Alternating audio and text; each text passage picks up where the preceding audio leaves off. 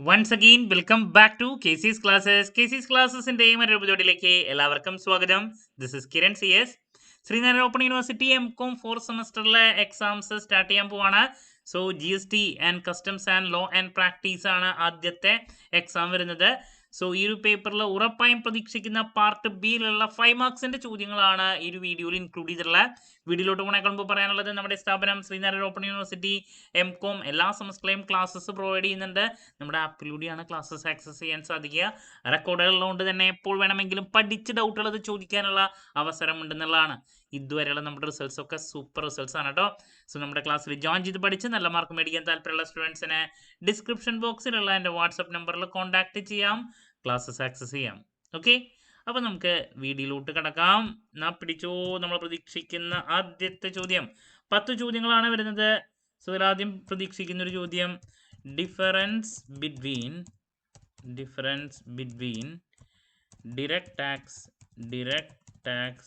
and indirect tax നിർബന്ധമായി നോക്കാം.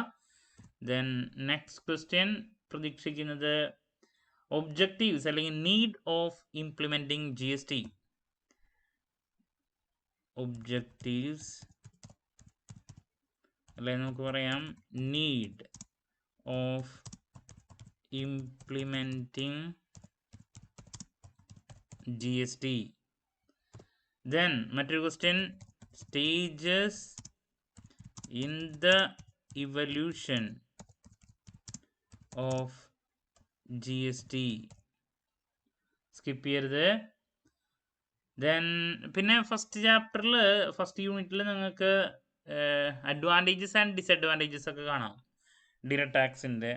അതൊക്കെ ജസ്റ്റ് ഒന്ന് നോക്കി പോയിക്കോ, ചിലപ്പോൾ വരാം.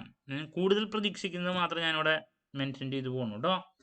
ഇനി നെക്സ്റ്റ് GST രജിസ്ട്രേഷൻ എന്താണ് അതിൻ്റെ need for GST registration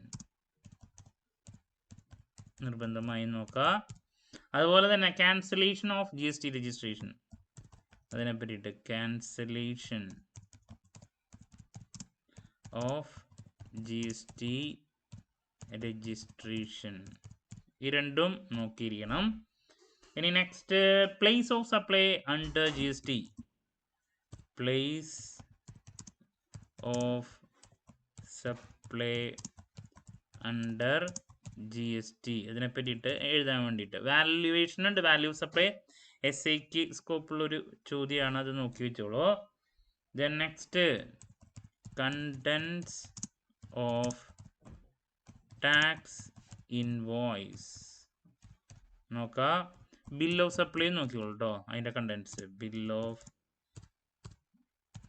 സപ്ലൈയുടെയും contents. ഇനി ചിലപ്പോൾ 2 മാർക്കിന് അവൻ ചോദിക്കുക 3 കാര്യങ്ങളുണ്ട്, electronic cash ledger, credit ledger, liability ledger. ചിലപ്പോൾ 5 മാർക്കോ അതല്ലെങ്കിൽ 2 മാർക്കോ മാറി മാറി വരാറുള്ളതാണ്. ഇലക്ട്രോണിക് ക്യാഷ് ലെഡ്ജർ, അതുപോലെ തന്നെ ഇലക്ട്രോണിക് ക്രെഡിറ്റ് ലെഡ്ജർ, ഞാൻ ക്രെഡിറ്റ് എന്ന് മാത്രമേ എഴുതണുള്ളൂ, ക്രെഡിറ്റ് ലെഡ്ജർ. അതുപോലെ തന്നെ ലൈബിലിറ്റി ലെഡ്ജർ, ഒക്കെ മുമ്പിൽ ഇലക്ട്രോണിക് ഉണ്ട് കേട്ടോ. ലൈബിലിറ്റി ലെഡ്ജർ ഇതിനെ പറ്റിയിട്ട് ചോദിക്കാൻ സാധ്യതയുള്ളതാണ്.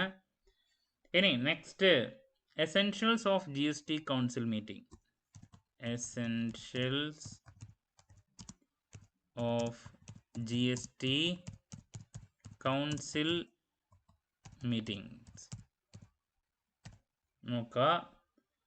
ദെൻ നെക്സ്റ്റ് പ്രതീക്ഷിക്കുന്നത് basic features of appeal, basic features of appeal നോക്കി വയ്ക്കുക. Then next objectives of customs law, objectives of customs law skip ചെയ്തരുത്. ദെൻ അസസ്മെന്റ് എന്താണ്, മറ്റൊരു ക്വസ്റ്റ്യൻ, അസസ്മെന്റ് എന്താണ്,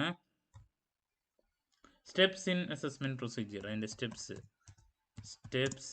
in അസസ്മെന്റ് പ്രൊസീജിയർ പ്രതീക്ഷിക്കുന്നു. ദെൻ ലാസ്റ്റ് ഒരു സജഷൻ കൂടി നൽകുകയാണ്. Export procedure under customs law. Export procedure under customs law. അപ്പോൾ 5 മാർക്കിൻ്റെ ഏറ്റവും കൂടുതൽ പ്രതീക്ഷിക്കുന്ന ചോദ്യങ്ങളാണ് നൽകിയിട്ടുള്ളത്. നമുക്ക് 10 ചോദ്യങ്ങളാണ് വരെ, അതിൽ 6 ആൻസർ കൊടുക്കണം. അപ്പോൾ അതിൽ പ്രതീക്ഷിക്കുന്ന ആദ്യത്തെ ചോദ്യം, difference between direct tax and indirect tax, then objectives അല്ലെങ്കിൽ need of implementing GST, stages in the evolution of GST, the need for GST registration, cancellation of GST registration, place of supply under GST അതിനെ പറ്റിയുള്ള ചോദ്യം, contents of tax invoice, അതുപോലെ തന്നെ bill of സപ്ലൈയുടെ tax invoice നോക്കുക, പിന്നെ electronic cash ledger, credit ledger, liability ledger അതിനെ പറ്റിയുള്ള ചോദ്യം. ദെൻ GST കൗൺസിൽ എന്താണ്, അതിൻ്റെ essentials of GST council meetings, then basic features of appeal, then objectives of customs law, assessment എന്താണ്, steps in assessment procedure, export procedure under customs law. ഇതൊക്കെയാണ് ഏറ്റവും കൂടുതൽ പ്രതീക്ഷിക്കുന്നത്. ഒരുപാട് സാധ്യതകളുള്ളതാണ് ഈ ഒരു സബ്ജക്റ്റിൽ, എന്നാലും നമ്മൾ ഏറ്റവും കൂടുതൽ എക്സ്പെക്ട് ചെയ്യുന്ന സജഷൻസ് ആണ് നൽകിയിട്ടുള്ളത്. തന്നെ വരും നമുക്ക് പ്രതീക്ഷിക്കാം. പിന്നെ ഇതിൻ്റെ ബേസിൽ ഇനി ബാക്കിയുള്ള കാര്യങ്ങൾ കൂടി നിങ്ങൾ പഠിക്കുക കേട്ടോ. എന്ത് ഡൗട്ട് ഉണ്ടെങ്കിലും കമൻറ്റ് ചെയ്യാനുള്ള മറുപടി ഞാൻ വീഡിയോസിലൂടെ നൽകുന്നതായിരിക്കും. മറ്റൊരു വീഡിയോയുമായി വീണ്ടും കാണാമെന്നുള്ള പ്രതീക്ഷയോടെ നിർത്തുന്നു. This is Kiran CS signing off. Have a nice day. Thank U.